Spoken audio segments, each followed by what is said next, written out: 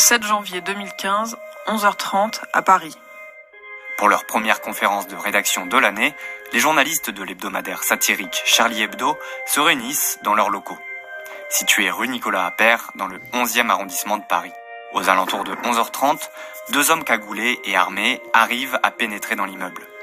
Ils seront identifiés plus tard comme Saïd et Chérif Kouachi. Cherchant la rédaction, ils demandent à Frédéric Boisseau, chargé de maintenance ce jour-là. Mais ne sachant pas renseigner les terroristes, il est tué. Ils arrivent au 2e étage et entrent dans la salle de rédaction. Ils ouvrent le feu. En quelques minutes, 10 morts. Les dessinateurs Cabu, Wolinski, Charb, Tinius et Honoré. L'économiste Bernard Maris, la chroniqueuse et médecin psychiatre Elsa Kaya, le garde du corps de Charb, Franck Brinsolaro, le correcteur du journal Mustapha Ourad et un invité de la rédaction, Michel Renaud. 4 personnes sont également grièvement blessées. Les deux hommes cagoulés prennent la fuite et se retrouvent nez à nez avec une voiture de police qui leur bloque le passage. Plusieurs fusillades éclatent. Ils abattent leur 12e victime, le policier Ahmed Merabet. Les deux terroristes parviennent à semer les forces de l'ordre et filent vers le nord de Paris. Ils abandonnent alors leur voiture. Les enquêteurs retrouvent une dizaine de cocktails Molotov, une carte d'identité et un drapeau djihadiste.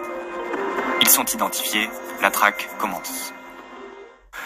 Aujourd'hui, c'est la République tout entière qui a été agressée. La République, c'est la liberté d'expression. La République, c'est la culture, c'est la création, c'est le pluralisme, c'est la démocratie. C'est ça qui a été visé par les assassins. 8 janvier 2015, 8h à Montrouge. Lors d'une banale intervention sur un accident de la route, une fusillade éclate à Montrouge, dans les Hauts-de-Seine.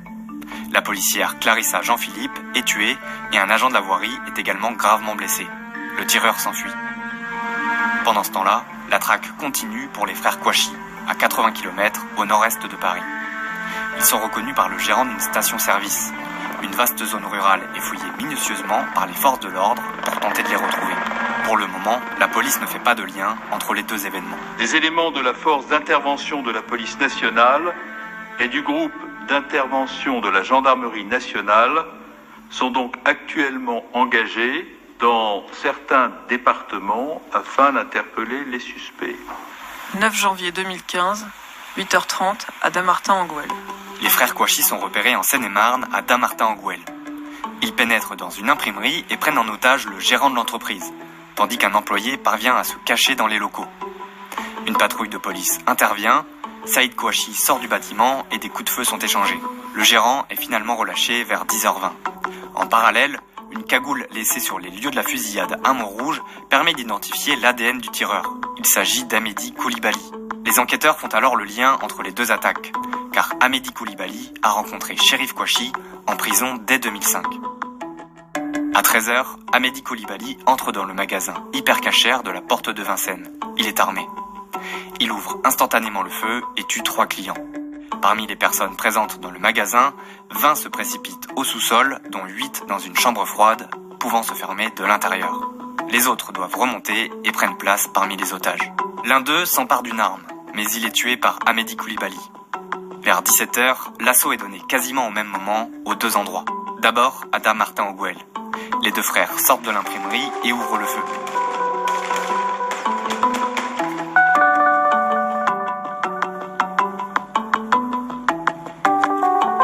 À l'Hyper Cacher, les forces de l'ordre déclenchent 2 explosions, coup sur coup.